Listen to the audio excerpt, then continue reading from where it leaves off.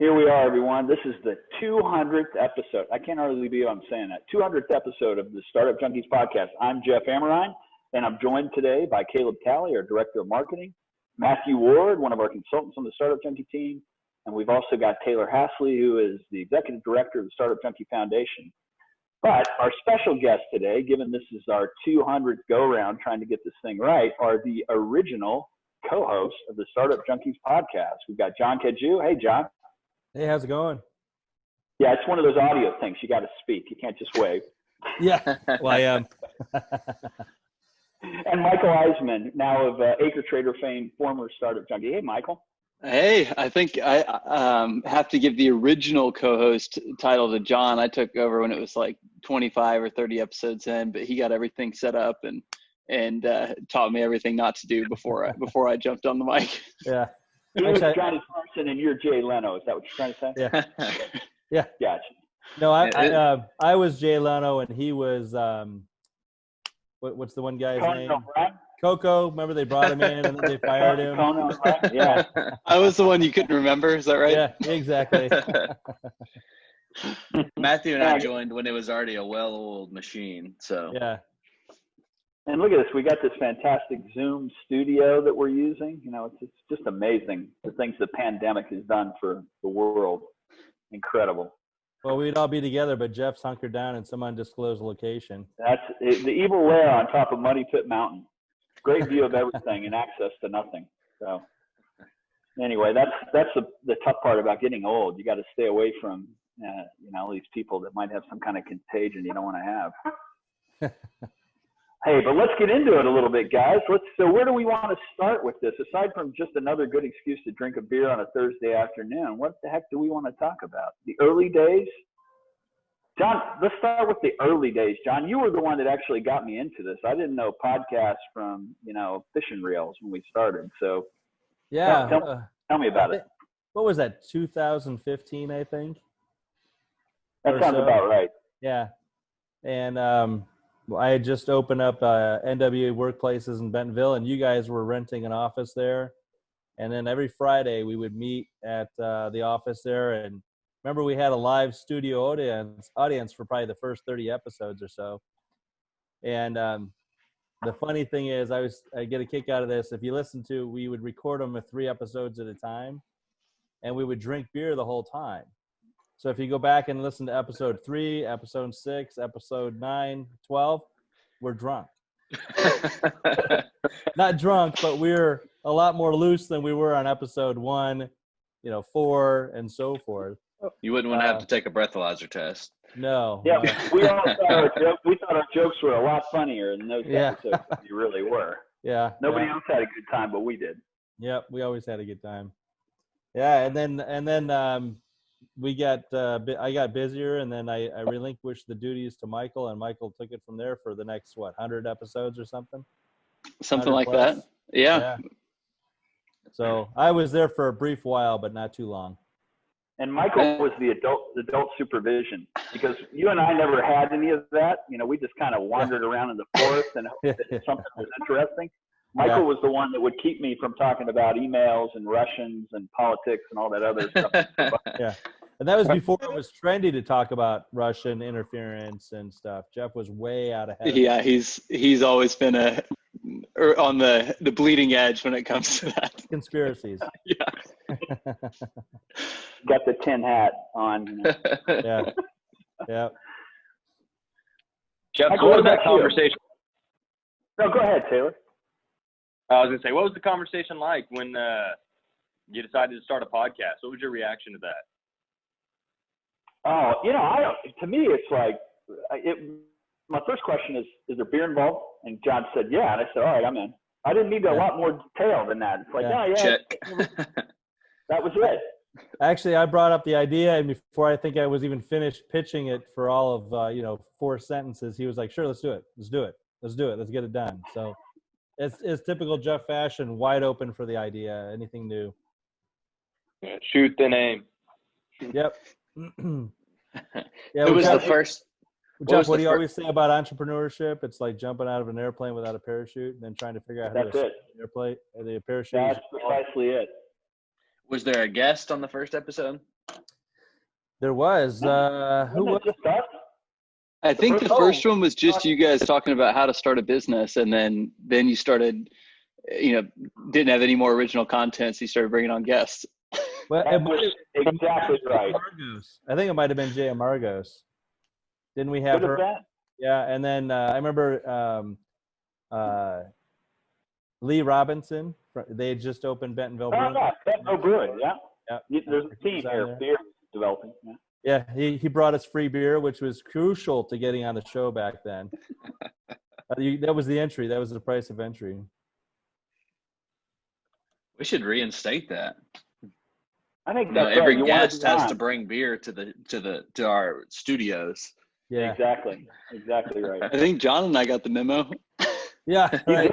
Exactly. Absolutely. It's required. This is wardrobe here. And Caleb's got a beer there too. Yeah, I'm drinking a little Bike Rack Golden Ale in my Startup Junkie cup or Startup Crawl cup. Yeah, stop mentioning Bike Rack. He's not there. He's not going to give you a promotion.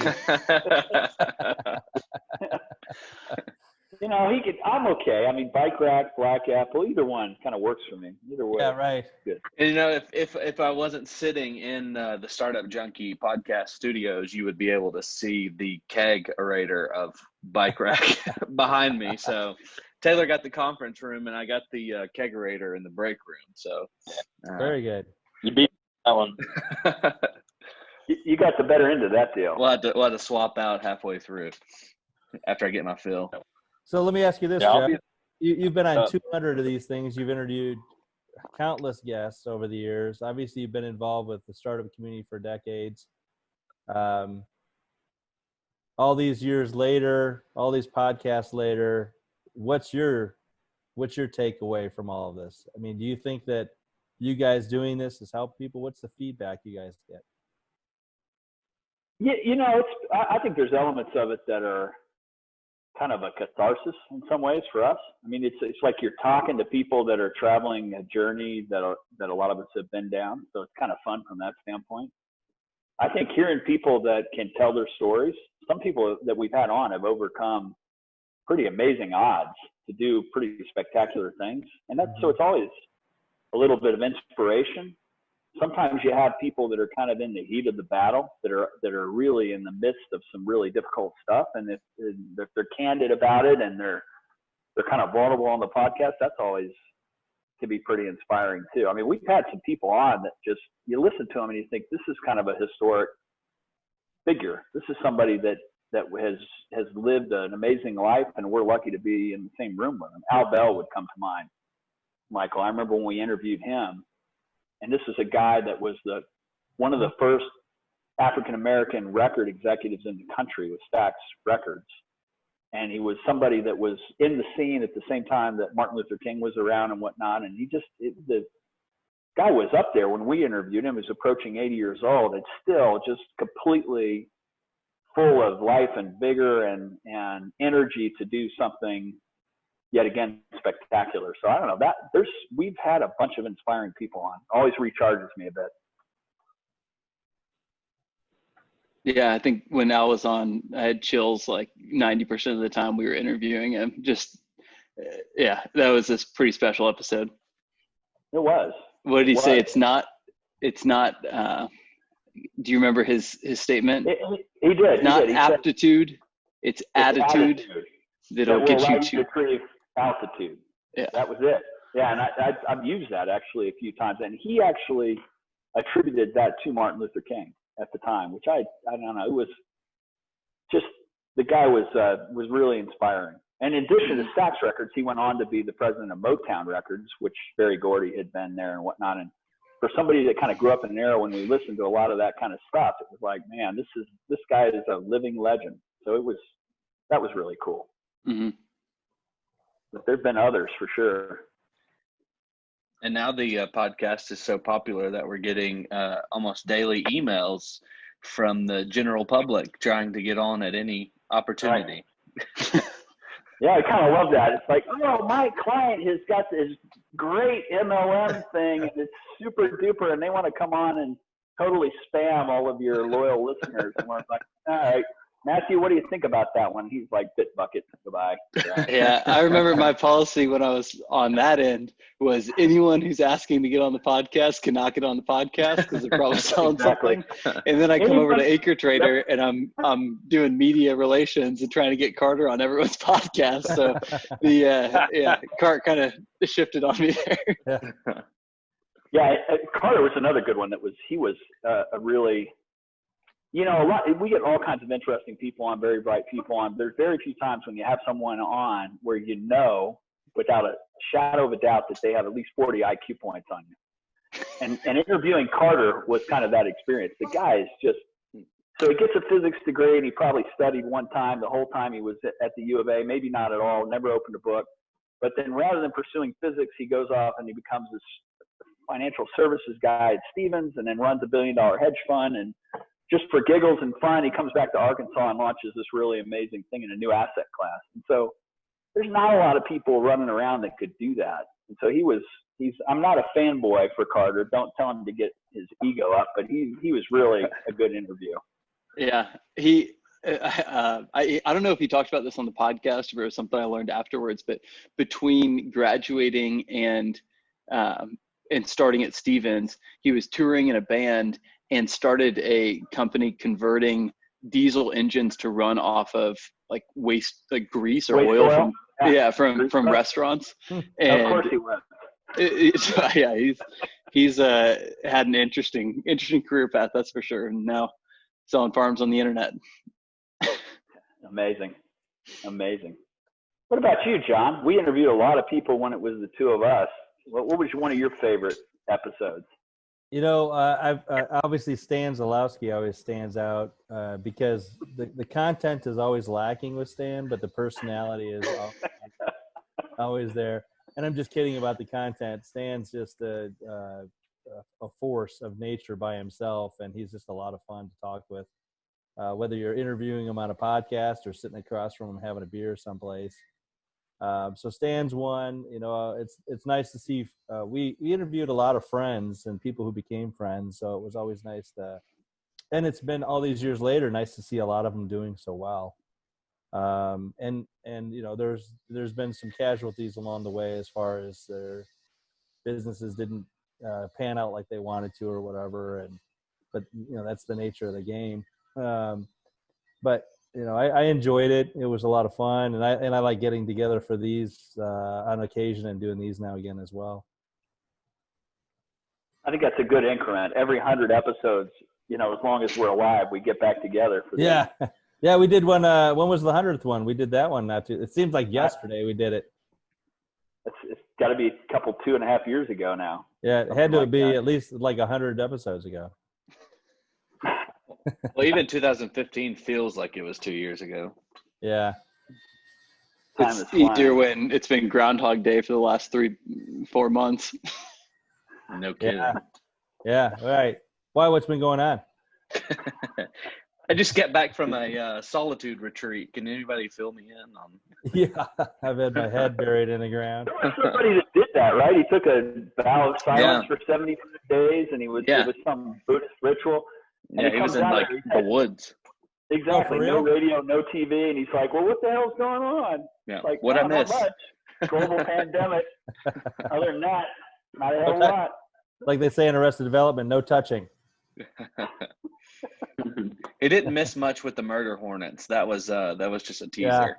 Yeah, but we got the Saharan dust now. There's bound to be something in that dust.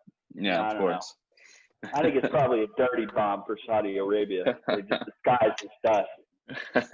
It's the Mummy dust storm from the movie. The Mummy dust storm. I saw that episode. Yes. Whatever happened to the guy that starred in what was his name? Brendan Fraser. Brendan Fraser. Yeah. Thank you. He probably just got old and is no longer popular in Hollywood. Yeah, he's just hanging out. It happened to you and me as well, John. We had that career going. And actually, he had the same thing happen that happened to me. Is he got old and fat. Don't talk about George of the Jungle like that. Actually, he's a portly guy now. I think. I saw an interview with him not too long ago. I think. This is totally about entrepreneurship. Let's talk about some celebrity, but Anyway, I think he took some time off from Hollywood and found that what he thought was important wasn't all that important anymore. So. But he really likes to eat chicken fried steak and taters. chicken fried chicken and waffles. There you go. There you go. Yeah. Oh man, what else, guys? What else has been going? So give us an update on what you guys are up to, John. You've got all kinds of business ventures going on. What are you up to these days? Sure. I get people asking me a lot of questions. So most everybody follows my career quite closely, so I don't feel like I have to explain this. I'm just kidding. No one knows who I am. But I own a shared office space in Bentonville, and I've had it for about 5 years. And other than Regis, I'm the only one that's for profit. Last year in 2019, we made more than 1.9 billion than what WeWork made last year.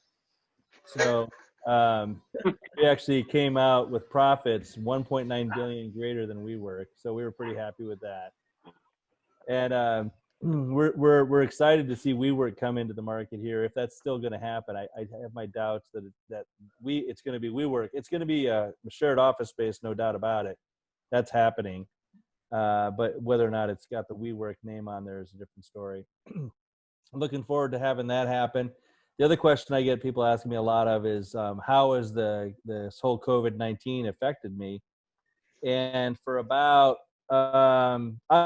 first of all, I remained open the whole time. I never closed. I just shut my hours that I was there down to 11 to 2 because we're a certified CRMA, certified registered mail agent for the U.S. Postal Service. So we have to be able to. We're an essential business. We have to be able to get mail, sort it, and then forward it to our clients. And there's a certain entity online that uses our address. And so we have over 3,000 businesses that use our address as their business address. So it keeps us pretty busy. And then you have that. So we had to do that. But really what I saw was an increase in small businesses starting because I sell virtual offices, which is just basically you use our address. It makes you look like you have a professional address. We've seen, I bet you, our sales on that doubled during the COVID-19. And then I lost 3 private office customers during the period. But within 10 days, I had them booked. And I have shared desks dedicated desks that are in kind of an open area, but we've got it set up now where it meets COVID requirements. Those are full. And then I'm actually renting out my hourly to someone for 3 months because they work for a certain Fortune. I'm not going to say who it is, but it's a Fortune 1 customer in the area, and they can't stand working from their house. So she's paying from her own dime. So the long and skinny of it is that it's actually increased our demand for our business. And we're getting ready to bring on NWA Workplaces 2.0, which will come online probably in the fall. We're actually buying a building, and we're going to expand into that space. We'll still operate our location, and then we'll have that location as well. So that's very cool. And how I'm trying to compete is I'm not trying to compete with WeWork or Regis. I'm trying to offer an alternative because they tend to be very expensive. And they're going after the Fortune 500 clients.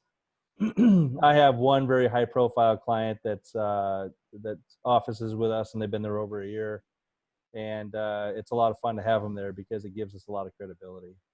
So through the whole thing, it's been really good. I'm very optimistic about this. I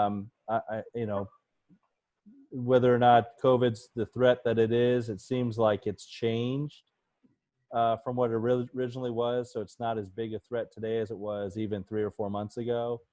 But we'll have to wait and see how that all pans out. Only time's going to tell us what the real damages are. But that's Michael, what about you, man? What have you been up to? Other than being Chuck Woodchuck, alter ego, you been up to anything else? So I actually did get a new chainsaw. Nice. It's a steel 462. I've got a 32-inch bar on it, so we can start milling logs. So you can create boards out of logs. I have chainsaw envy right now.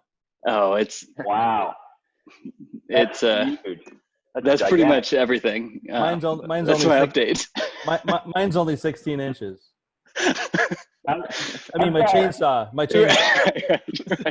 I've got this is a family friendly show. There, we had to put a warning at the beginning. I was talking about chainsaws.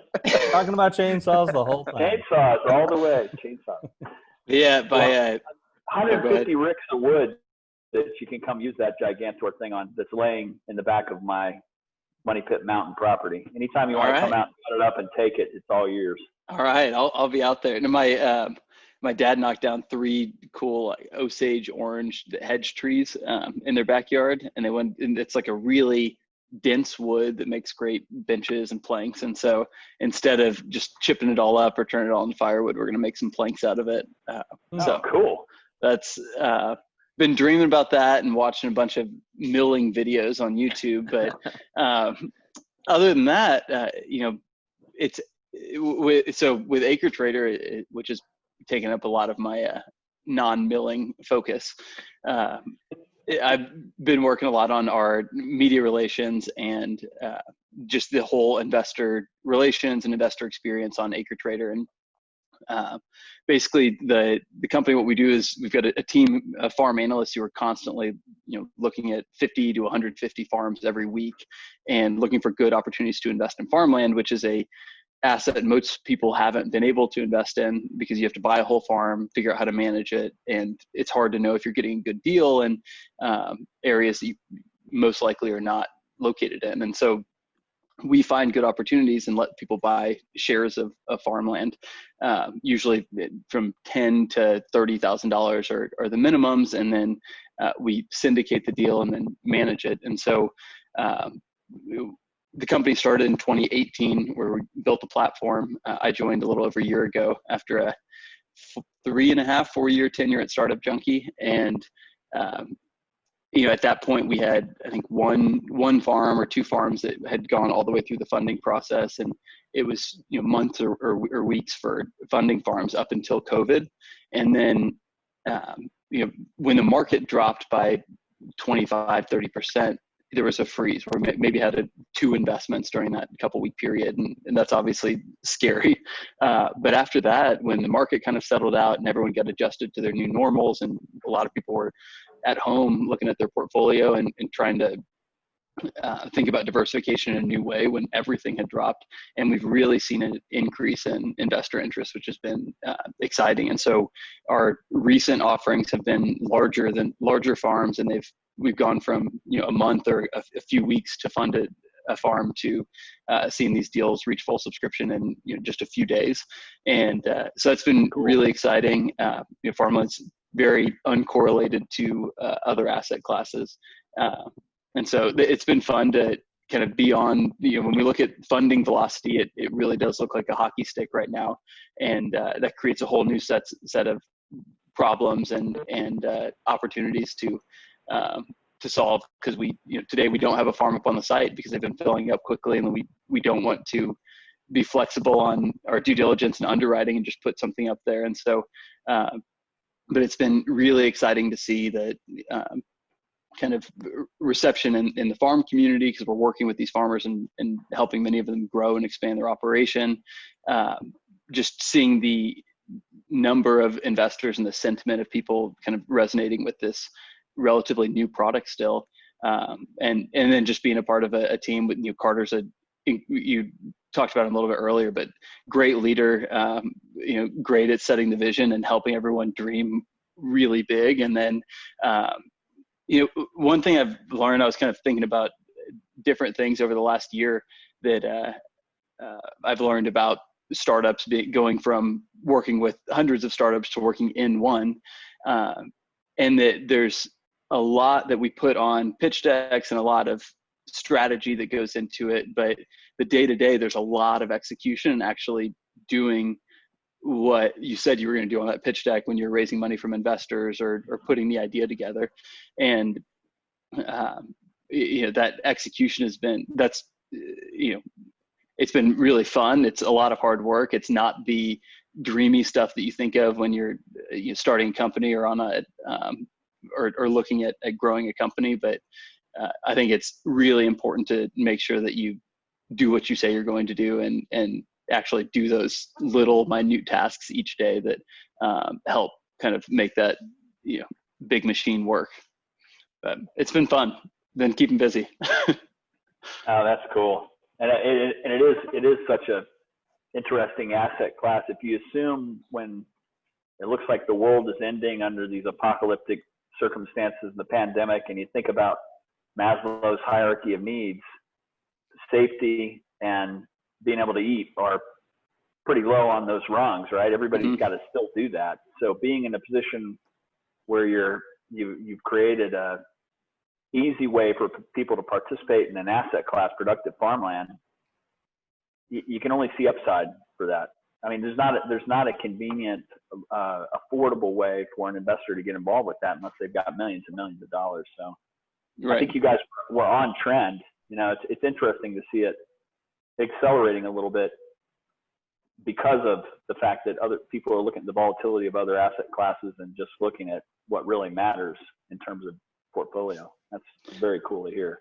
Yeah, it's been, and if you think about it, with interest rates really low and then just putting $3 trillion into the market, there's, some inflationary aspects of that. And so you can't make any more land. And that's been, really resonating with investors as well. So it's been good. And it's just, a good team. It's fun. I'm working with Harrison Hollingsworth, who we've known for a while. He was on the podcast, I think probably episode 20 or something like that when he was with the Arkansas Fellowship. And one of my best friends, who was a roommate of mine for the 2 or 3 years before I got married. And it's cool to be able to work with a friend, and he's just really killing it on marketing. And it's fun to you knew he's a great person, and then be able to work with him, see someone execute at a really high level. And the farm sourcing team is just really, really smart people. Like it's cool to be able to learn from all the people you work with every day. So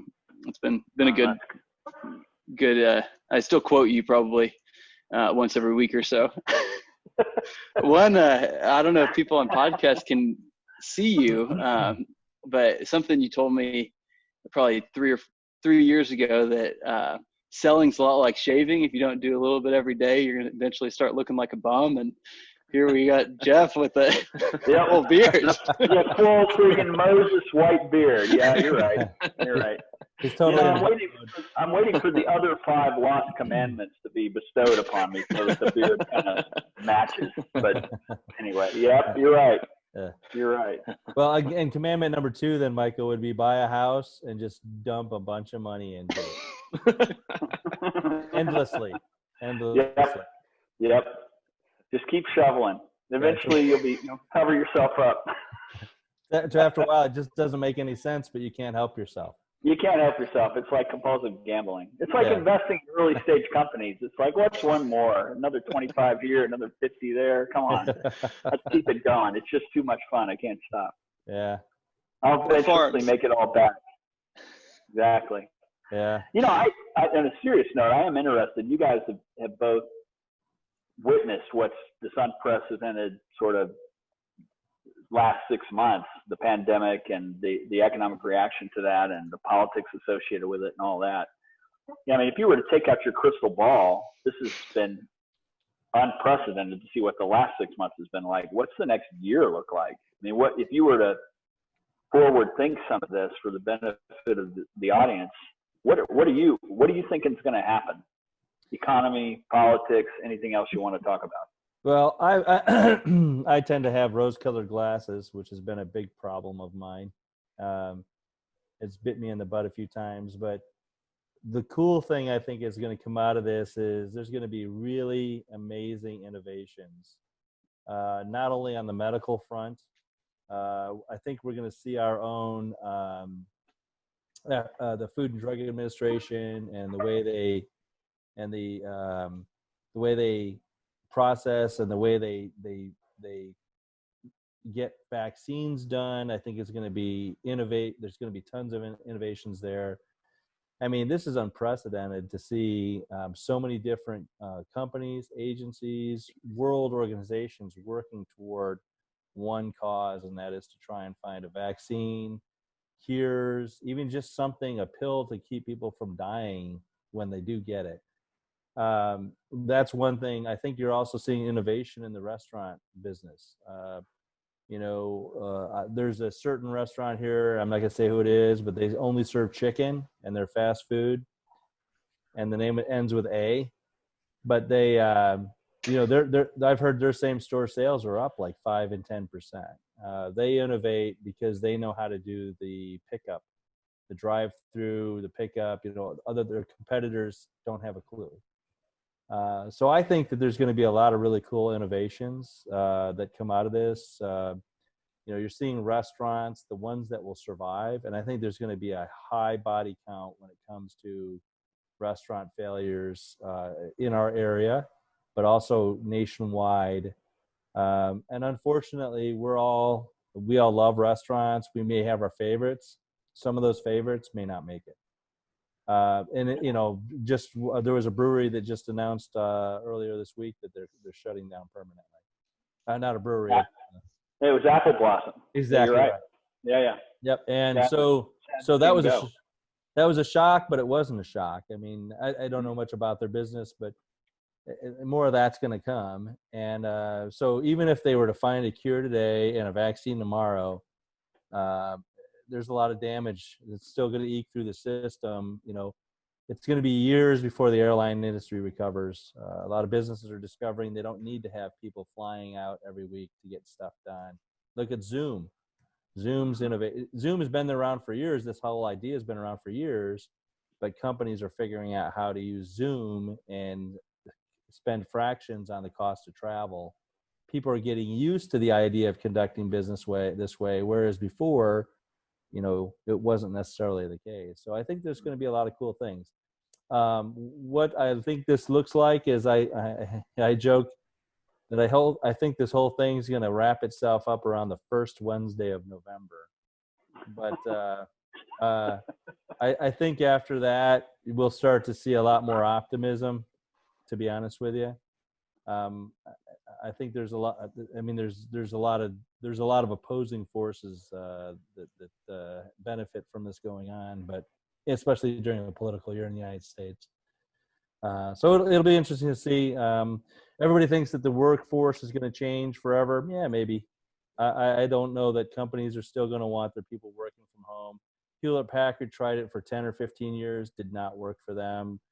Yahoo tried it for 10 or 15 years, did not work for them. They pulled everybody out of their virtual offices and back into regular offices. Google doesn't like it. People collaborate better in person. So I don't know that it's going to change a whole lot. There's going to be innovations, no doubt about it. But I think, a year from now, let's say they've got the vaccine, the threat of all of this stuff is gone. A year from now, I think we pick up where we left off in January. That's my prediction. That was good. And just like adding to the whole virtual working thing, I found that over the past couple of months, when I'm working from home, I might be getting more done on specific projects, but when I'm in the office and need to feed off of other people's brains and collaborate on something where I need input, there's no alternative for being able to really just feed off of each other. Like, for instance, earlier this week, we had that conversation about what we're going to do with Startup Crawl this year, and just being able to bounce off, it's partly virtual, partly in person, but being able to bounce stuff off of each other right on the dry erase board and just really kind of feed off of everybody's ideas. There's just kind of really no real virtual alternative to that. Well, there's definitely some bottom feeder buying opportunities. I was thinking of buying, a full-size cruise ship and putting it on Beaver Lake, because you can buy it for the same price as a Walmart canoe right now. Yeah. And eventually that recovers, and I'll have the only cruise ship on Beaver Lake. Yes. Yeah, you'd have the only one in the Midwest, actually. Probably. Of course, those cruise ships are so big it would displace all the water in Beaver Lake. So, you would flood Rogers. Exactly. Getting it there would be difficult too. I'm not sure they built the helicopters big enough for that yet. Yeah, but I do think. That's you, man. Real quick on the cruise ship thing, I do think that's going to fundamentally change. I think people were already getting to the point where, I mean, look at all the major outbreaks they've had on cruise ships for the last 10 years. I mean, it's a giant petri dish. Yeah, right. You know, one person gets it, and whew, man, it's lights out for everybody. Somebody please tell my grandma that. Yeah, did that one cruise ship ever dock? Did anybody ever let them come? One that was rejected by like 6 different countries. And yeah. They formed their own country in the middle of the Atlantic. They're actually hoping they get hijacked by some Somalians so they can at least land somewhere. Well, and I hope they learn their lesson, because, you know, for decades or forever, none of them wanted to have U.S. as their home port because of the litigation and a lot of the things that come from it. And then when all of the bailouts were handing out, they were all begging for our bailouts. Mm-hmm. They don't want to have the United States be their home port. So, you know, there's benefits and there's negatives for it. But take out the crystal ball, Michael. What do you think? So I think that there's a lot I agree with Jon on. I think that January, I think going back to normal in January, I think that just the way that habits change and behaviors change after having to do something for a year, I don't think it will be back to the same normal. It'll be something new. And that kind of is what you're talking about with all the different innovations that you're seeing. Like, right. I think that home office setups and innovations will be like a new, or an industry that's 2 to 6 times as large as it was. And I think the commercial real estate probably is not going to be as great of a investment, or you won't see as many developments there. I heard Jeff Standridge talking about, you know, this is anecdotal, but a group that was looking at building 6,000 square feet and decided to do 3,000 because they weren't going to have as many in-person meetings, and they were going to go to half work from home. And so I think that you'll see a lot of that. And then there's a lot of the tech companies that have gone to work remote, and you know, you're paying everyone the same flat rate, and so you can work from Northwest Arkansas or Tulsa or Kansas City and you know, have a lot lower cost of living than in a coastal city. So I think there will be, and just like after being quarantined in an apartment in New York or San Francisco, you're probably looking for something with a little bit more space. And so I don't know that there's going to be a migration to a bunch of people like living on farms or something like that. But I think that the appeal of living in the middle of a giant metropolitan may be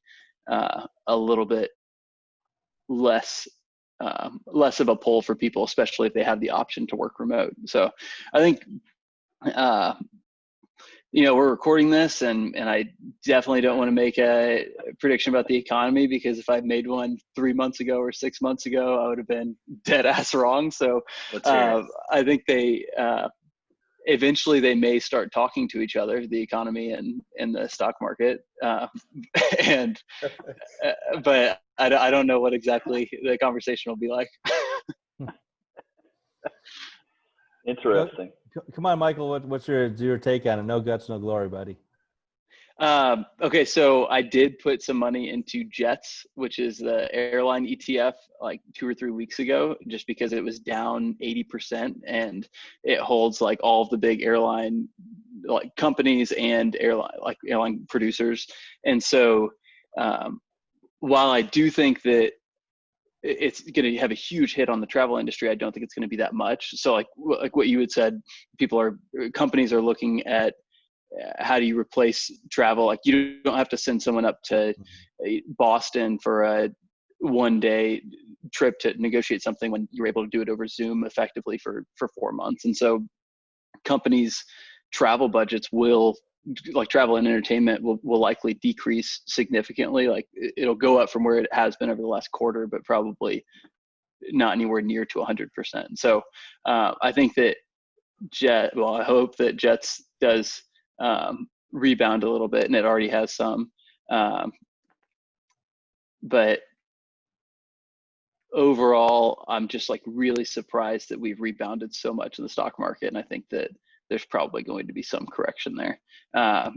When company earnings come out and people don't have stimulus checks,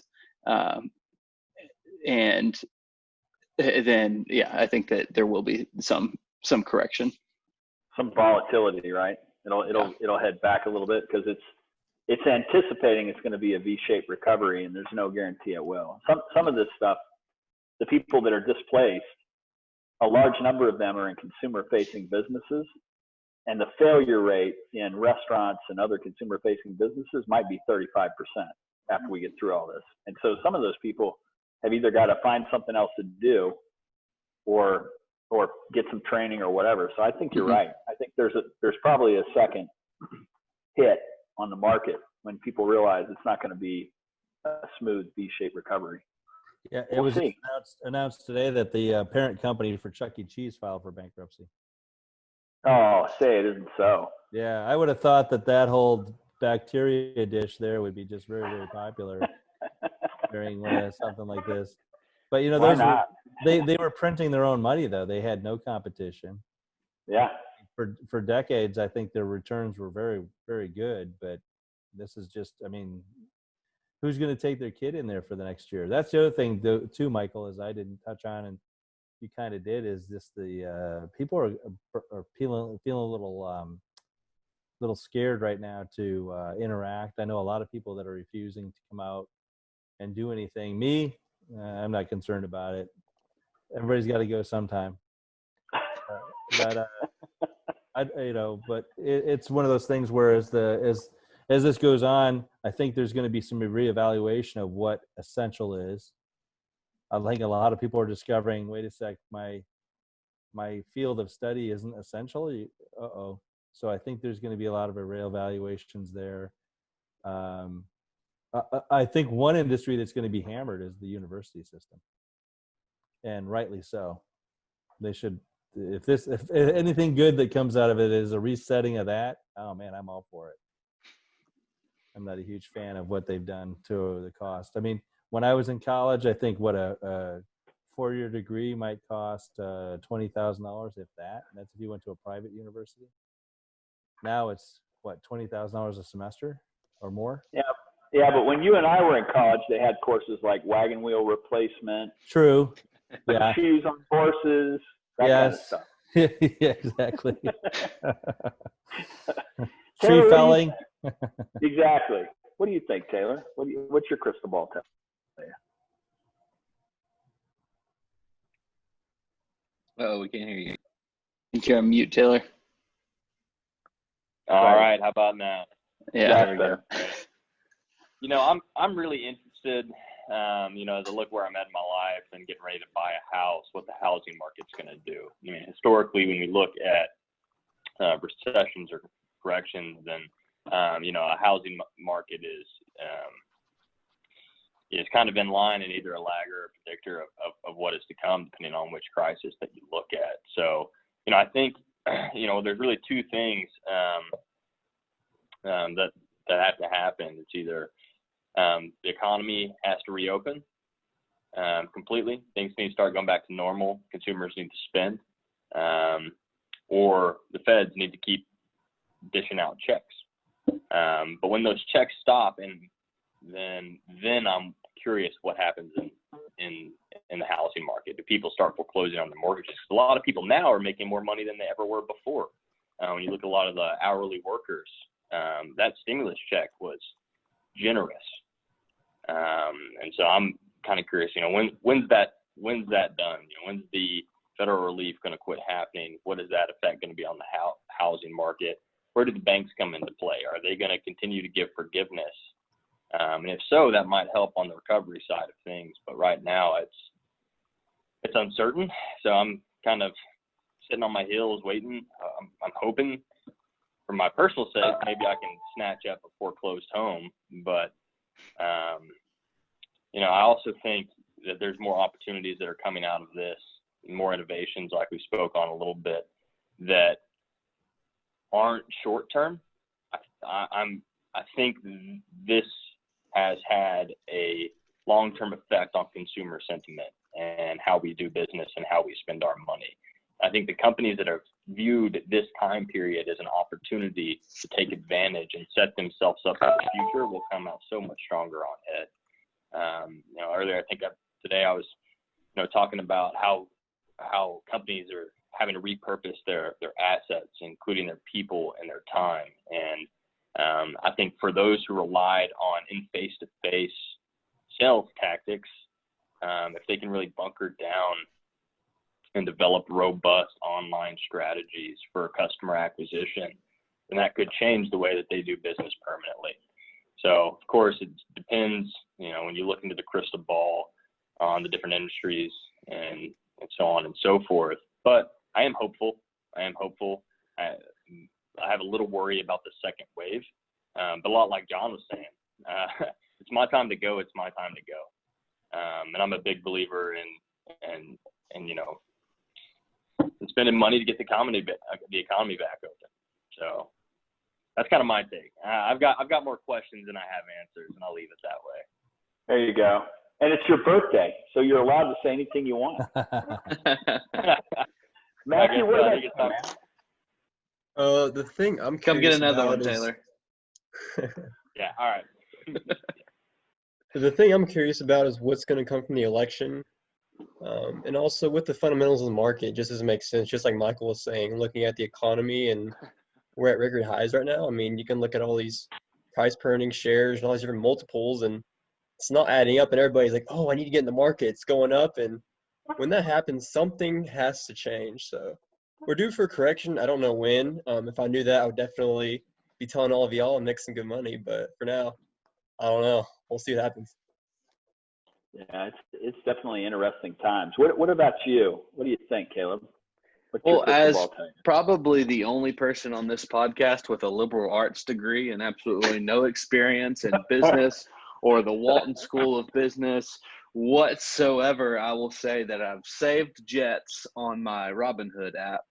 So I'll look into that, Michael. That's my other tip is don't use Robinhood.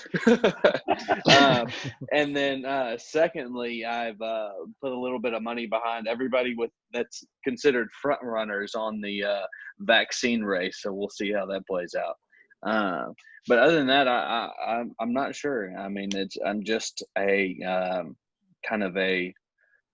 feel like we're all just like sitting back as witnesses of history, and I feel sorry for the kids 20 years from now that have to study that whole chapter in their history book that is 2020, because I have a feeling that's going to be a whole section in the history book. And I feel sorry for them. Well, Caleb, the bright side about the election is no matter who wins, we're all losing. Exactly. Exactly. Hey, Yeah, Michael, something else. I have one more question, Jeff. Go ahead, Matthew. Sure. Michael, something I was curious about. What do you think about malls and their role in the future? I know you talked about commercial real estate, but I wonder if Amazon will use that as like a fulfillment center, or what role it could play in the future. I think that malls have been on a pretty downward sloping trend for a long time. And the fact that everyone has not been going out and shopping even more so, like e-commerce has made malls irrelevant for a long time, and there haven't been I'm not optimistic. I don't know what we're going to do with those buildings though. So maybe like, I don't know. Maybe fulfillment centers, maybe there's an opportunity for innovation for a listener with a whole lot of time and money to turn these things around. But you're gonna have to I don't know what it'll be. Find a new place to get your Sbarro pizza by the slice. Yeah. Actually, the only play on shopping malls is invest in demolition companies. There you go.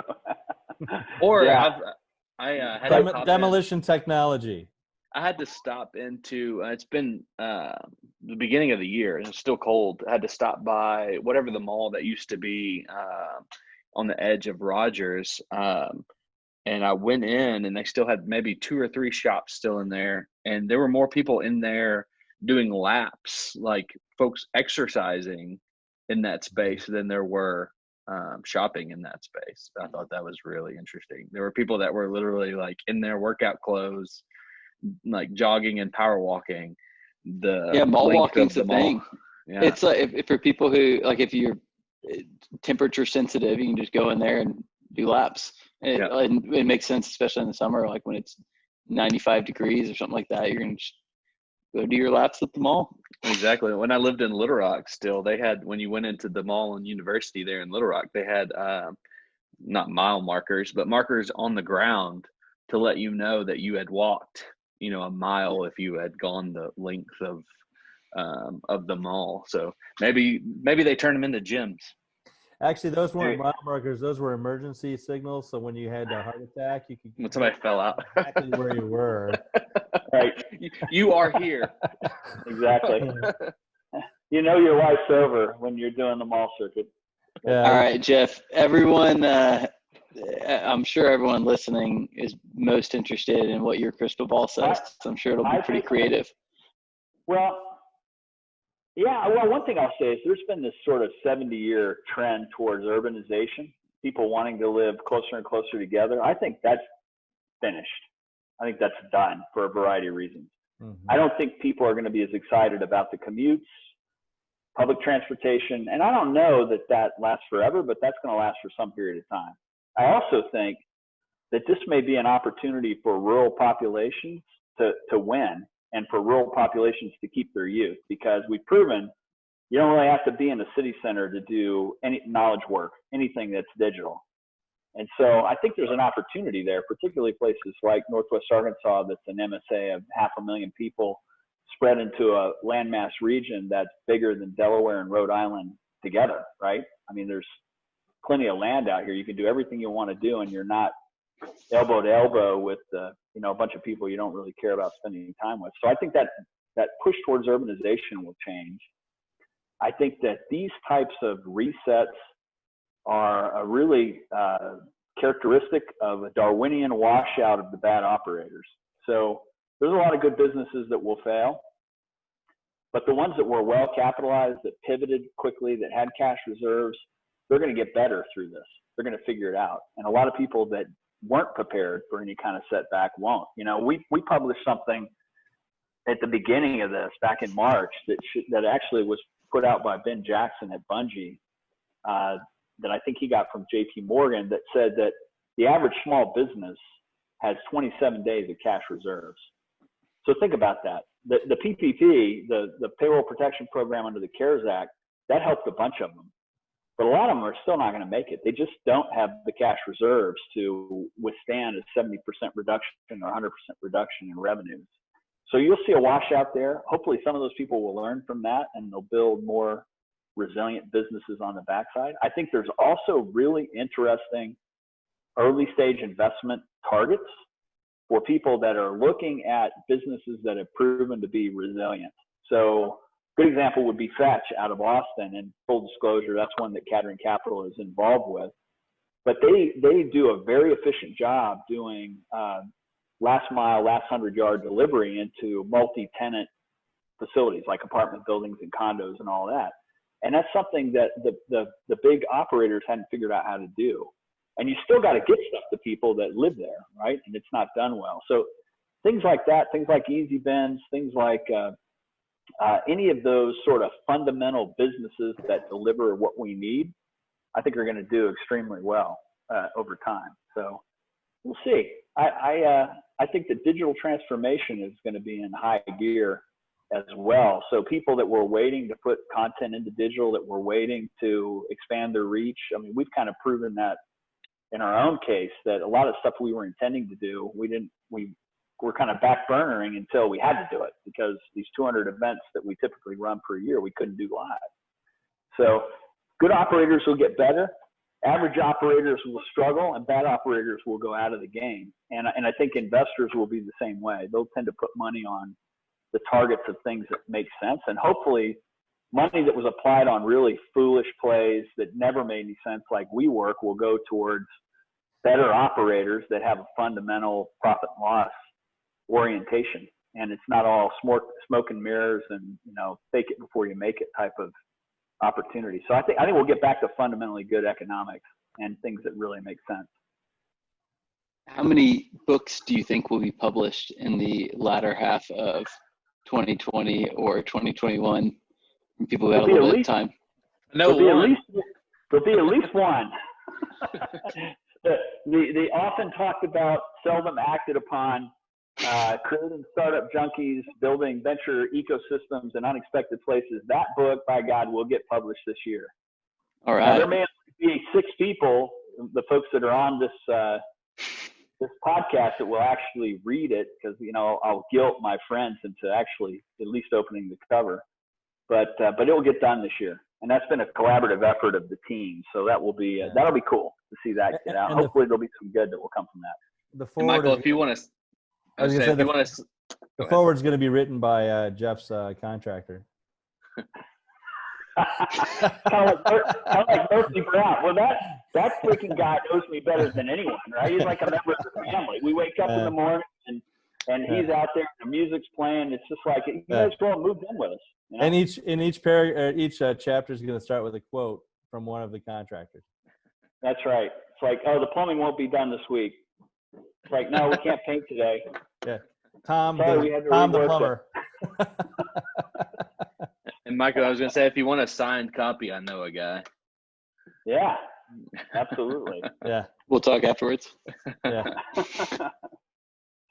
Caleb can sign my signature. I think we probably ought to land the plane, but man, I mean, give us a couple of closing thoughts as the 2 early co-hosts on this. Give some words of wisdom to the masses here, that people in 91 countries and the maybe millions of listeners that we have now. I don't know however many Matthew has us up to. Give us some words of wisdom there. John, you start. All the Russian bots. I would say that you've got I think this has also created an unprecedented new opportunities for people. We've all kind of talked about, as the opportunities for innovation abound, whether it's looking for ways to innovate for offices, or innovate for land management like Michael's working with, or whatever. There's just tremendous opportunity out there. Traditional work, whether or not it changes, only time's going to tell on that. I think a lot of big companies out there are using the opportunity to evaluate what their definition of essential workers is. So you're probably going to see some blowback from that for the long term. But man, there's just so much opportunity. I'm almost jealous of the younger folks. If I had a few years younger than me, I'd probably be a lot more willing to take a lot of more risks than I am now. But there's just a tremendous amount of opportunity. And I'm a big believer, and I'll leave it with this. As somebody told me one time, one of my employers way back when, that luck is when opportunity meets preparation. And man, there's no better time than right now. That's great. Michael? I'm going to steer away from any more forward-looking statements. I put my crystal ball away, but you're in the safe harbor zone, right? Yeah, but you're too much a financial geek now.